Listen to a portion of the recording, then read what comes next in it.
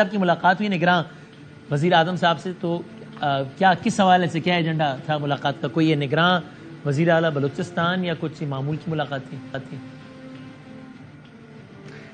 دیکھیے بدابی صاحب، ماشاءاللہ ایک تو بڑا آپ نے تفصیلی اور بڑے معصومہ انداز میں آپ نے بلوچستان کا تقریباً پچھلے 8-10 سال کا بڑا سیاسی ایک جو سفر نامہ بیان کیا ہے، تو اس میں ایک چیز تو بڑی انٹرسٹنگ آپ نے خود دیکھی ہوگی کہ پاکستان کی سیاست میں ان چیزوں کا اونچ نیچ، بننا نہ بننا، اتفاق رائے قائم ہونا، اختلافات، یہ سیاست کی خوبصورتی ہے، اور یہ خوبصورتی پچھلے 8-10 سال سے یا اس سے پہلے چل رہی ہے اور ابھی بھی چل رہی ہے۔ صحیح ہے۔ انوار صاحب سے دیکھیں میرا ایک بڑا گہرینہ تعلق ہے، آج سے نہیں ہے بلکہ بہت پہلے سے ہے، اور مجھے یہ کہنے میں کوئی بات نہیں ہے کہ انوار الکاکڑ صاحب ایک ایسے شخصیت ہیں جن کا صرف مجھ سے تعلق اچھا نہیں ہے بلکہ پاکستان، بلوچستان، ہر اس شخص سے ہے جو پاکستانی اور بلوچستان کے ہر پارٹی سے تعلق رکھتا ہے۔ صحیح ہے، چاہے وہ JUI ہو، پاکستان پیپلز پارٹی ہو، نیشنل پارٹی ہو، BAP ہو، ساری پارٹیاں ہوں۔ جی ایسے ہی۔ تو الحمدللہ آج جو انہوں نے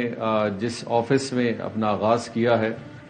ایک بلوچستانی ہونے کی حیثیت سے، ایک کولیگ ہونے کی حیثیت سے ہم سب پہ ہے، تو ہم نے ان کو مبارکباد دی اور ان کے ساتھ ملاقات کی، اور اس بات کا اظہار کیا کہ یہ جو سلسلہ شروع ہے، صحیح ہے، اسی تسلسل سے یہ آگے بڑھے جس اچھی نیت کے ساتھ ہم سمجھتے ہیں اور چاہتے ہیں کہ پاکستان میں چیزیں بہتری کی طرف معمول کی اس طرح کی ملاقات۔ صحیح سر، یہ ذرا وضاحت کر دیں، جو انہوں نے باپ پارٹی چھوڑی ہے وہ یعنی باپ پارٹی سے ان کا سیاسی سفر ختم ہو گیا، یا جس طریقے سے کوئی گورنر بنتا ہے تو وہ تو خیر آئینی تقاضا ہوتا ہے، یا آئینی تقاضا نہیں تھا غالباً، پھر بھی ویسے پوچھ رہا ہوں میں کہ اس انداز سے چھوڑیے کہ یار ابھی میں ایسے منصب پر ہوں کہ یہ منصب سیاسی تفریق سے بالا تر ہونا چاہیے، اس لیے ابھی پارٹی چھوڑ رہا ہوں، بعد میں دوبارہ جوائن کر لوں گا، اس طرح چھوڑیے، یا باپ پارٹی سے ان کا سیاسی سفر ہمیشہ کے لیے ختم ہو گیا ہے وزیر اعظم صاحب کا؟ بلوچستان عوامی پارٹی، جس کو عموماً بہت سارے لوگ باپ زیادہ بولتے ہیں اور بلوچستان عوامی پارٹی کم بولتے ہیں، آپ نے دیکھا ہوگا کہ یہ تقریباً پچھلے جب عدم اعتماد بلوچستان میں میرے خلاف کامیاب ہوئی تو آپ نے خود کہا کہ 12 ارکان وہ تھے جن کا تعلق 12 بلوچستان عوامی پارٹی سے تھا۔ جی ہاں، تو بینگ اے پارٹی پریزیڈنٹ، یہ میرا ثوابدید تھا کہ میں ایکشن لیتا، ان کے خلاف ڈسپلنری ایکشن لیتا، لیکن وہ ایک ماحول اس طرح کا بن گیا جس میں اپوزیشن جماعتیں بھی آئیں، اور ایک ایسا اعتماد کو جس کی حقیقت شاید میں آج بھی کہتا ہوں اور آپ لوگ بھی سب جانتے ہیں کہ اس بنا پہ مبنی تھی کہ جہاں لوگوں کی واقعی جینوئن شکایات تھیں، بلکہ ہم نے یہ محسوس کیا ایک ایجنڈا تھا، اس ایجنڈا پہ بہت ساری چیزوں میں لوگوں کو ایک پلیٹ فارم پہ لایا گیا اور بلوچستان کی اس حکومت کو ڈیریل کیا گیا۔ اور میں معصومانہ سوال پوچھ لیتا ہوں، اس میں صرف سیاسی محرکات ہی تھے یا غیر سیاسی محرکات بھی تھے آپ کے خلاف؟ دیکھیں، سیاسی محرکات میں یہ ضرور کہہ سکتا ہوں کہ ہم نے دیکھا کہ اس میں جب اس حکومت کے ڈیریل کی طرف بات گئی تو اس میں پاکستان تحریک انصاف بھی شامل تھی، اس میں BNP میمگل بھی شامل تھی، اس میں JUI بھی شامل تھی، اور یہ ایک بڑی عجیب سی بات ہے کہ ہم نے یہ دیکھا کہ بعد میں جو حکومت بنی تو اس میں یہ ساری جماعتیں بھی شامل تھیں۔ تو یہ کہنا، میں یہ نہیں کہوں گا کہ اس میں کون شامل تھا یا نہیں تھا، لیکن یہ ضرور ہے کہ اس کا جو فائدہ اٹھایا میرے عدم اعتماد کے بعد پاکستان کی ان سب پارٹیوں نے اٹھایا جو بلوچستان میں حکومت میں تھی اور اپوزیشن۔ اگر میں آپ سے یہ پوچھوں کہ یہ سارے لوگ جو آپ کے خلاف اچانک اکٹھے ہو گئے، یہ کہیں سے فیض یاب ہو رہے تھے؟ دیکھیں، بہت سارے لوگ جو اپوزیشن میں تھے وہ پہلے سے فیضیاب تھے، کچھ بعد میں شاید فیضیاب ہوئے ہوں گے، کچھ سیاسی فیضیاب ہوئے، کچھ کسی اور انداز سے فیضیاب ہوئے، اور بڑھتے بڑھتے یہ فیض اتنا بڑھا کہ آپ کی حکومت ہی گر گئی، پھر یہ فیض اتنا بڑھتا چلا گیا کہ حکومت کی ہمارا دیکھیں جی بڑا ایک المیہ ہے کہ ہم سب فیضیابی کی طرف ہمارا زور زیادہ ہے،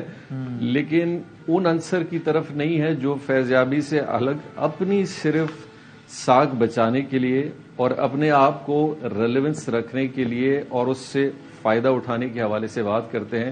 ہمیں بڑا اچھا سٹیٹمنٹ مل جاتا ہے۔ یہ بات صحیح ہے، کوئی فیض دیتا ہے تو کوئی فیض لیتا بھی تو ہے، تو دونوں طرف آگ برابر لگی ہوتی ہے، تالی دونوں ہاتھوں سے بچتی ہے، تو اس میں بھی یہی ہوا کسی نے فیض دیا اور کسی نے فیض لیا اور نتیجتاً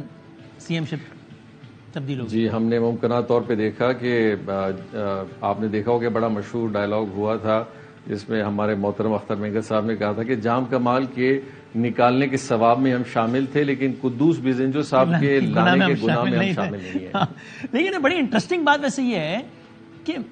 مینگل صاحب کا تو تشخصی اینٹی اسٹیبلشمنٹ ہے، مولانا صاحب تو شدید اینٹی اسٹیبلشمنٹ، اور اسٹیبلشمنٹ کے ہی ایک دڑے کے ذریعے آپ کے خلاف ہو گئے اور آپ کی سی ایم شپ لے گئے.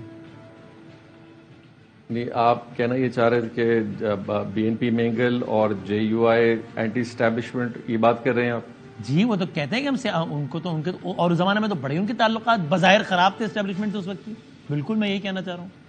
اور انہوں نے ہی پھر فیض صاحب، تو ہم اگر 4-5 مہینے پہلے کے کچھ جلسے اور ریلیاں شارع دستور پہ دیکھ لیں تو پھر ہمیں کچھ اور سوچنا پڑے گا. تو مطلب آپ کہہ رہے ہیں تھے کواکب کچھ نظر آتے تھے کچھ الگ معلوم نہیں. اصل دیکھیں جی، جنگ سیاست میں اس کو جنگ نہیں کہوں گا، ظاہری بات ہے پالیٹکس میں ہوتا یہی ہے کہ مفاد، سیاسی مفاد، سروائیول، ریلیونس، ان چیزوں کی حاصل کرنے کے لیے جو بھی جد و جہد کا طریقہ کار بنتا ہے لوگ اپنا لیتے ہیں، اور جہاں اس کا نقصان ان کو نظر آتا ہے تو اس سے بے فیض یابی کا بھی راستہ اختیار کر لیا جاتا ہے. صحیح ہے سر. جو میں نے سوال کیا، یہ وزیر اعظم صاحب نے ہمیشہ کے لیے باپ پارٹی تو نہیں چھوڑ دی نا، ابھی عہدہ ان سے غیر سیاسی ہونے کا تقاضا کرتا ہے، اس لیے وقتی طور پر الگ ہوئے ہیں. ٹھیک کہہ رہا ہوں میں؟ آپ نے دیکھا ہوگا کہ سرفراز بگٹی صاحب اور انوار صاحب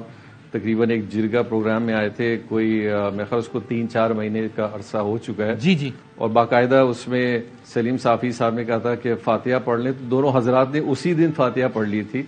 تو لوگ بہت سارے ریلیونٹ کرتے ہیں کہ آج شاید ان دونوں نے پارٹی چھوڑی ہے. جب سے ہماری پارٹی میں یہ ایک بہت بڑی درار پڑی تو تقریباً 1.5 سال پہلے یہ سلسلہ شروع ہو چکا تھا کہ بہت سارے لوگوں نے اپنے آپ کو کنارہ کش کر لیا، اور بہت سارے لوگوں نے اتفاق کر لیا کہ ہم ابھی ان چیزوں کی طرف دیکھیں گے جہاں ہمیں بلوچستان عوامی پارٹی میں ایک بہتر چیز نظر آئے گی.